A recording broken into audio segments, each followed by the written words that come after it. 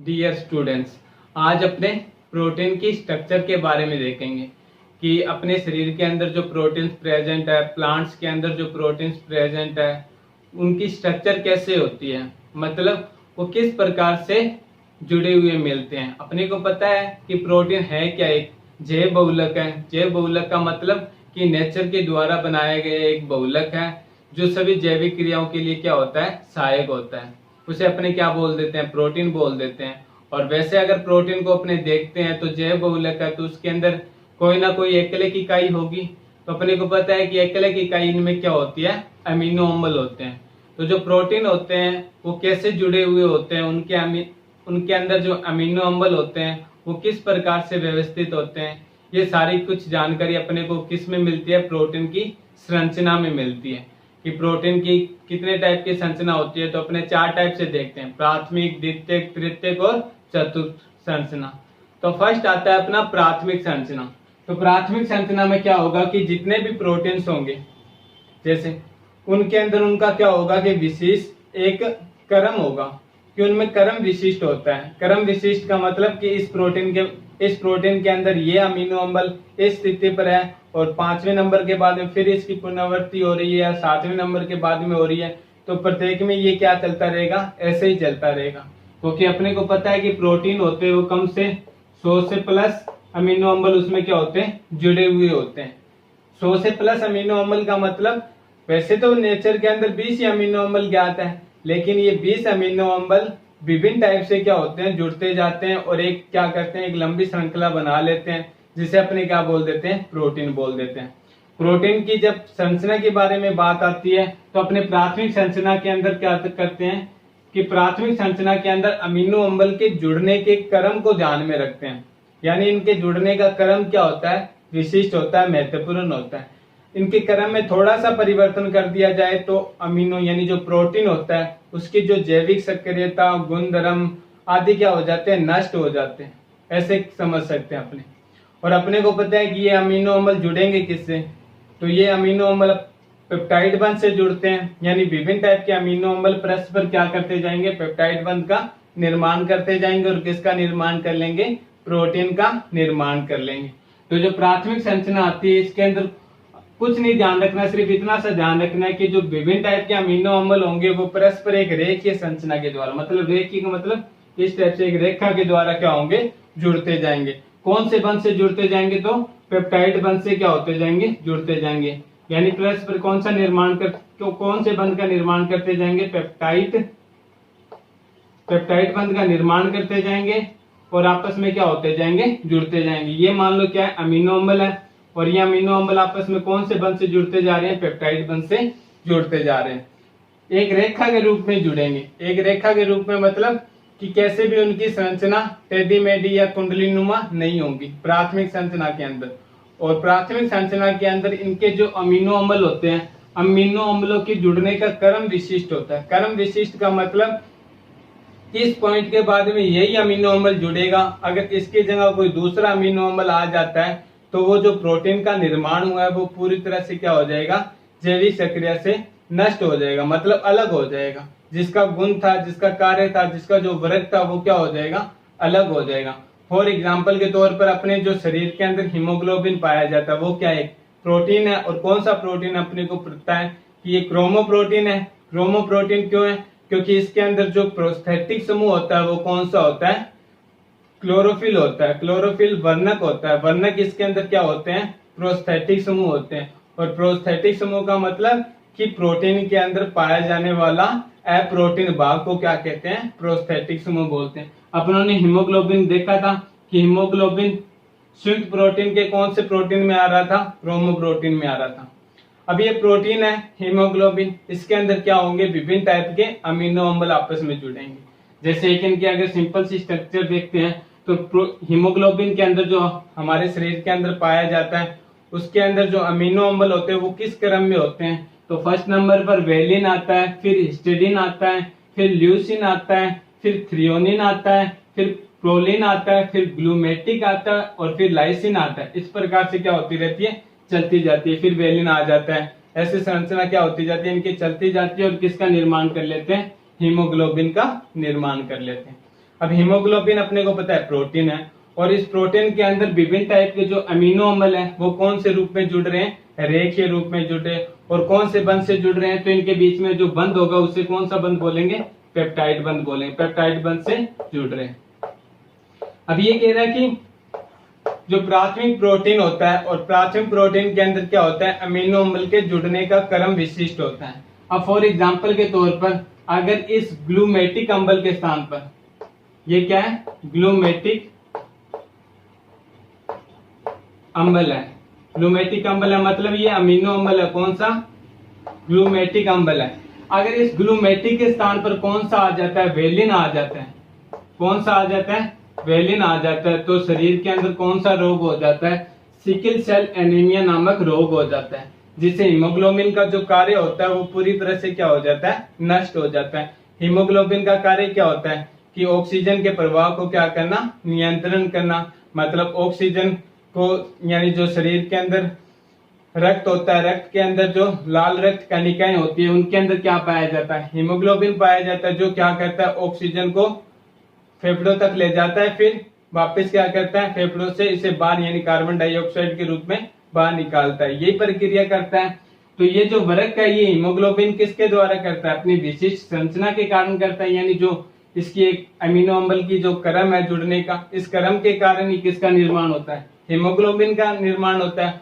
और यही क्रम अगर टूट जाएगा तो इसकी जो जैविक सक्रियता है, जिसकी कार्य प्रणाली है, वो क्या हो जाएगी, नष्ट हो जाएगी। मतलब ये किसी प्रकार से ऑक्सीजन का प्रवाह करने में सहायक नहीं होगा, और सहायक नहीं होगा तो अपने को पता है कि जो रोग होते हैं सामान्यतः अस्थमा हो जाता है, सांस लेने में प्रॉब्लम हो जाती है, उसी रोग को क्या बोल देते हैं, सिकल सेल एनीमिया रोग बोल देते हैं। अब ये रोग उत्पन्न हो गया, ये किसके कारण हुआ, सिर्फ एक अम्ल की प्रेजेंस, यानी एक अम्ल की चेंजिंग के कारण पर आ गया। मतलब ग्लूमेटिक अम्ल के स्थान पर कौन सा अम्ल आ गया, वेलिन अम्ल आ गया, और ये जो हीमोग्लोबिन था जिसका कार्य था पूरी तरह से क्या हो गया, नष्ट हो गया। और नष्ट होने के कारण कौन सा रोग उत्पन्न हो गया, सिकल सेल एनीमिया नामक रोग उत्पन्न हो गया। ये क्रम अपने को ध्यान रखना है, क्योंकि वो एग्जाम के अंदर डायरेक्ट पूछेगा कि सामान्य हीमोग्लोबिन और तथा सिकल सेल एनीमिया रोग से ग्रस्त हीमोग्लोबिन की स्ट्रक्चर दे दिया, मतलब उनके अमीनो अम्ल के जुड़ने का क्रम लिखिए। तो वहां पर आपको ये लिखना पड़ेगा, फर्स्ट नंबर पर वेलिन, फिर हिस्टिडीन, फिर ल्यूसिन, फिर थ्रियोनिन, फिर प्रोलिन, फिर ग्लूमेटिक, फिर लाइसिन। यहाँ पर अपने को करना क्या, ग्लूमेटिक की जगह पर क्या करना है, वेलिन लगा देना है। पूछ लेता है कि सिकल सेल एनीमिया नामक रोग क्यों होता है, तो उसमें लैंग्वेज इतनी लिखी जाती है कि सामान्य हीमोग्लोबिन जो इस टाइप से है, इस हीमोग्लोबिन में ग्लूमेटिक अम्ल के स्थान पर कौन सा अम्ल आ जाता है, वेलिन अम्ल आ जाता है। इस परिवर्तन के कारण मनुष्य में क्या हो जाता है, सिकल सेल एनीमिया नामक रोग हो जाता है। इसलिए हम कह सकते हैं कि जो प्रोटीन की प्राइमरी स्ट्रक्चर होती है, प्राइमरी स्ट्रक्चर में जो अमीनो अम्ल के जुड़ने का क्रम क्या होता है, इंपॉर्टेंट होता है। इनके क्रम में अगर थोड़ा सा भी परिवर्तन कर दिया जाता है, एक ही अमीनो अम्ल को दूसरी स्थिति पर ला दिया जाता है या चेंज कर दिया जाता है, तो क्या हो जाता है कि प्रोटीन की पूरी जैविक सक्रियता, कार्य प्रणाली नष्ट हो जाती है, और जिससे क्या हो जाता है, शरीर के अंदर रोग हो जाता है। ये सिकल सेल एनीमिया इसका क्या है, एग्जाम्पल है। यही अपने को क्या रखनी है, प्रोटीन की प्राइमरी स्ट्रक्चर में ध्यान रखनी है। अगर प्रोटीन की प्राइमरी स्ट्रक्चर पूछ ली जाती है तो 2-3 लाइनें लिख के ये एग्जाम्पल देना होता है कि प्रोटीन की प्राइमरी स्ट्रक्चर में जो जुड़ने वाले अमीनो अम्ल है उनका क्रम क्या होता है, महत्वपूर्ण होता है। जैसे सिकल सेल एनीमिया रोग एकमात्र ग्लूमेटिक अम्ल के स्थान पर वेलिन अम्ल आ जाने के कारण उत्पन्न हो जाता है, जिसके कारण सिकल सेल एनीमिया रोग हो जाता है। अब ये जुड़ते कैसे हैं, तो अपने को जुड़ने का एक क्रम इनका सिंपल सा रखना है। रेखीय रूप से जुड़ेंगे, किसी भी प्रकार से क्या नहीं होंगे, एक टाइप से हाइड्रोजन बंध का निर्माण नहीं करेंगे। जैसे अपने अगर किसी अमीनो अम्ल का सूत्र लिखते हैं तो सामान्य रूप से अमीनो अम्ल का ये सूत्र लिखते हैं। ये क्या होता है, सामान्य रूप से अमीनो अम्ल का सूत्र होता है। जितने भी अमीनो अम्ल है उनकी एक बेसिक स्ट्रक्चर ले ली अपनों ने कि ये क्या होता है, अमीनो अम्ल का सूत्र होता है। ऐसे तो अलग अलग होता है, लाइसिन का अलग होता है, लेकिन होता है इस टाइप से। यहाँ पर क्या हो जाता है कि आर होता है वो थोड़ा बढ़ जाता है, यानी यहाँ पर मेथिल आ जाता है तो ethyl, propyl, butyl, pentyl, hexyl, ये क्या होता रहता है, चेंज होता रहता है और स्ट्रक्चर ऐसी की ऐसी रहती है। तो अब अपने जब अमीनो अम्ल के जुड़ने का क्रम देखते हैं तो अपनों ने लिखा कि ये क्या होते हैं, पेप्टाइड बंध से जुड़ते हैं। पेप्टाइड बंध अपने को पता है कि पेप्टाइड बंध क्या होता है, ये पेप्टाइड बंध होता है अपना। ये अपनों ने क्या किया था, पेप्टाइड बंध दिखाया था। इसके अंदर क्या था, नाइट्रोजन और कार्बन आपस में क्या होते जाते थे, अन्य अमीनो अम्लों से इस पेप्टाइड बंध से जुड़ते जाते थे। कैसे, तो एक सिंपल सी स्ट्रक्चर दिखाता हूं। तो ये मान लो क्या हो रहा है, ये कार्बन है सेम, उसके साथ में ऑक्सीजन जुड़ा हुआ है, ये नाइट्रोजन है और ये हाइड्रोजन, ये अपना क्या है, पेप्टाइड बंध है। ये देखा था अपनों ने पेप्टाइड बंध में, यानी ये किसी बंध से जुड़ा हुआ है, चल रही है स्ट्रक्चर, और एक पेप्टाइड बंध का निर्माण कर लिया। इसके साथ में क्या आएगा, तो अपने को पता है कि एक कार्बन आएगा, क्योंकि नाइट्रोजन के साथ में कार्बन, फिर क्या आएगा, इसके साथ में एक एल्किल समूह आएगा। एल्किल समूह की जगह मैंने Z1 लिख दिया, कोई भी हो सकता है, यानी एल्किल समूह Z1 की जगह समान भी हो सकता है, मेथिल भी हो सकता है, एथिल भी हो सकता है, कोई भी हो सकता है। साथ में इसके साथ में क्या है, हाइड्रोजन है, मैंने हाइड्रोजन लिख दिया। फिर C, ये आएगा कार्बन, कार्बन के साथ में क्या हो जाएगा, एक यानी हाइड्रोक्सी समूह का प्रतिस्थापन हो जाएगा, मतलब जल के अणु का निष्कासन हो जाएगा और किसका निर्माण कर लेगा, ये वापस पेप्टाइड बंध का निर्माण कर लेगा और एक हाइड्रोजन दिखा दें। इस प्रकार से क्या होगा, ये स्ट्रक्चर चलती रहेगी। Z2 आ जाएगा, हाइड्रोजन आ जाएगा, फिर क्या आ जाएगा, इसके साथ में COO आ जाएगा। फिर इस प्रकार से ये स्ट्रक्चर चलती रहेगी। ये जो बंध बन रहे हैं आपस में, ये कौन से बंध है, पेप्टाइड बंध है। पेप्टाइड बंध से क्या होती जा रही है, विभिन्न अमीनो अम्ल आपस में जुड़ते जा रहे हैं। कौन से बंध से जुड़ते जा रहे हैं, तो पेप्टाइड बंध से आपस में। ये कौन सा है, पेप्टाइड बंध है। ये कौन सा है, पेप्टाइड बंध है। उसके बाद में ये कौन सा बंध आ जाएगा, आगे पेप्टाइड बंध ही आ जाएगा। मतलब विभिन्न टाइप के जो अमीनो अम्ल है वो आपस में कौन से बंध से जुड़ते जा रहे हैं, पेप्टाइड बंध से जुड़ते जा रहे हैं। एक टाइप से ये क्या है, रेखीय संरचना के रूप में जुड़ रहे हैं। किसी भी टाइप से अपने नहीं कह सकते कि ये कुंडलीनुमा संरचना बना रहे हैं या फिर गुच्छेनुमा संरचना बना रहे हैं, ऐसे करके एक टाइप से सीधी श्रृंखला के रूप में जुड़ते जा रहे हैं। मतलब एक अमीनो अम्ल, उसके बाद में दूसरा, फिर तीसरा, फिर चौथा, ऐसे ऐसे क्या होता जा रहा है, एक रेखीय संरचना के रूप में जुड़ते जा रहे हैं। तो ये इनकी क्या होती है, बेसिक स्ट्रक्चर होती है, मतलब बेसिक संरचना होती है कि इस टाइप से अमीनो अम्ल रेखीय रूप से जुड़ते जाते हैं। और प्राइमरी स्ट्रक्चर में ध्यान क्या रखना है, इनके जुड़ने का क्रम विशिष्ट होता है। क्रम में थोड़ा सा परिवर्तन, मतलब क्या हो गया, पूरे प्रोटीन की जैविक सक्रियता नष्ट होगी, मतलब कार्य प्रणाली ही चेंज होगी। उसके बाद में आती है प्रोटीन की द्वितीयक संरचना। प्रोटीन की द्वितीयक संरचना में क्या होगा, प्रोटीन की द्वितीयक संरचना, द्वितीयक संरचना। प्रोटीन की द्वितीयक संरचना दो टाइप से होती है। एक तो होती है अल्फा हेलिक्स संरचना, अल्फा हेलिक्स,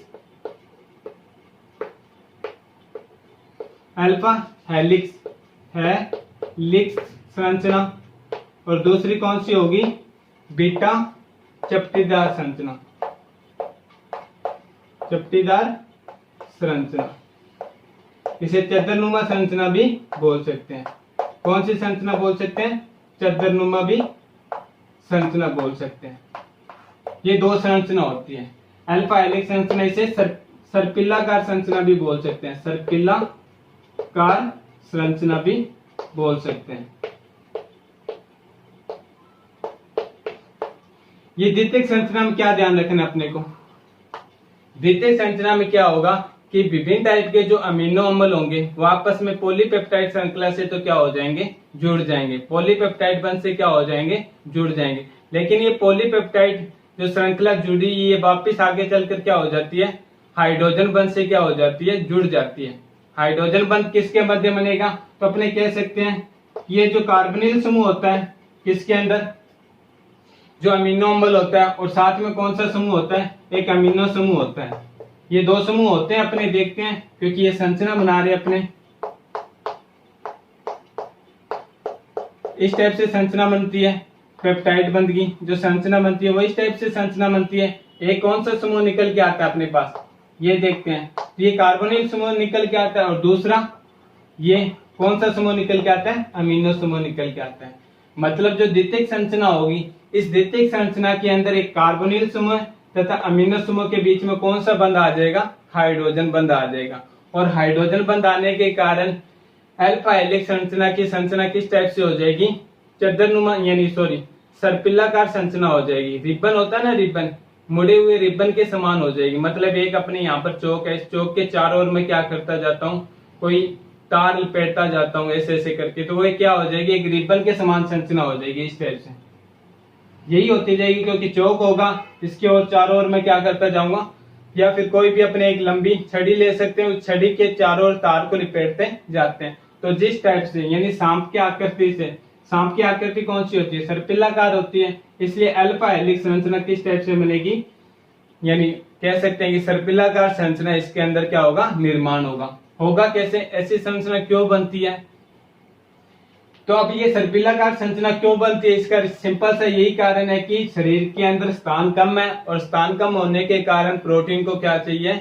उनको स्थिति चाहिए। अब ये स्थिति पूर्ण करने के लिए वो किसी न किसी प्रकार से अपनी आकृति को परिवर्तन करते हैं। परिवर्तन करने के कारण वो सर्पिलाकार संरचना बना लेते हैं। कैसे बनाते हैं? तो इसके अंदर अपने सिंपल से कह सकते हैं कि परस्पर क्या कर लेते हैं, ये हाइड्रोजन बंध से जुड़ जाते हैं। हाइड्रोजन बंध से कैसे जुड़ेंगे? तो पहले अपने अल्फा हेलिक्स संरचना की बात करते हैं। अल्फा हेलिक्स संरचना मैंने क्या कहा कि ये मुड़े हुए रिबन की भांति संरचना बना लेते हैं। मतलब एक टाइप से ऐसी संरचना स्टार्ट कर देता हूं मैं। ये क्या? एक मुड़े हुए रिबन की भांति संरचना है मेरी, यही संरचना है। सर्पिलाकार संरचना इसे ही बोलते हैं ना अपना, सांप की तरह। इसके अंदर होता है क्या है? तो मैंने कहा कि इसके अंदर विभिन्न टाइप के जो अमीनो अम्ल होंगे। मान लेता हूं यहाँ पर वेलिन है, यहाँ पर ल्यूसिन है, यहाँ पर थ्रियोनिन है TR, फिर प्रोलिन है, फिर क्या आ जाएगा? वेलिन, फिर हिस्टिडीन। इसमें क्रम ध्यान नहीं रखना। फिर हिस्टिडीन के बाद में ग्लाइसिन, फिर ग्लूमेटिक अम्ल। इस टाइप से क्या होते जाएंगे? ये चलते जाएंगे। इस टाइप से क्या होते जाएंगे? ये चलते जाएंगे। तो वेलिन कह सकता हूं कि वेलिन का जो क्या होगा? CO होगा, और इसका क्या होगा? प्रोलिन का NH होगा। आपस में क्या कर लेंगे? हाइड्रोजन बंध से जुड़ जाएंगे। मतलब किसी एक अमीनो अम्ल ऊपर जो वेलिन है उसके अमीनो अम्ल का O, और दूसरे नंबर पर घूमकर आया, उसके साथ में N जुड़ा हुआ है, H है, फिर COO है, O है। इस टाइप से क्या संरचना है। तो ये जो संरचना घूमकर आई है इसके साथ में तो ऑक्सीजन और हाइड्रोजन, ऑक्सीजन और हाइड्रोजन और नाइट्रोजन। अपने को पता है कि नाइट्रोजन और ऑक्सीजन के बीच में क्या आ रहा है? हाइड्रोजन आ रहा है। तो ये कौन से बंध से जुड़ जाते हैं? हाइड्रोजन बंध से जुड़ जाते हैं। इसी टाइप से जितने भी जो अमीनो अम्ल होते जाएंगे वो परस्पर क्या होते जाएंगे? हाइड्रोजन बंध से जुड़ते जाएंगे, और संरचना को क्या कर लेंगे? सर्पिलाकार बना लेंगे। इस टाइप से क्या होते जाएंगे? अमीनो अम्ल, चौथा अमीनो अम्ल आपस में क्या कर लेगा? हाइड्रोजन बंध से जुड़ जाएगा। फर्स्ट, सेकंड, थर्ड और ये फोर्थ। ये फोर्थ और थर्ड किससे जुड़ गया? हाइड्रोजन बंध से। फिर थर्ड, फोर्थ, फिफ्थ, सिक्स्थ, इस टाइप से क्या होता जाएगा? चलता जाएगा। अमीनो अम्ल चलते जाएंगे। और कौन से बंध से? जैसे ये तो हाइड्रोजन से जुड़ गया, फिर ये हाइड्रोजन से जुड़ गया, फिर ये अपने कह सकते हैं हाइड्रोजन से जुड़ गया, फिर ये हाइड्रोजन से जुड़ गए। इस टाइप से हाइड्रोजन बंध से क्या होते जाएंगे? जुड़ते जाएंगे, और किसका निर्माण कर लेंगे? एक सर्पिलाकार संरचना का निर्माण कर लेंगे। अगर पूर्ण रूप से अपने संरचना देखते हैं तो ऐसे बोल सकते हैं इसे, एक सर्पिलाकार संरचना बना ली अपनों ने।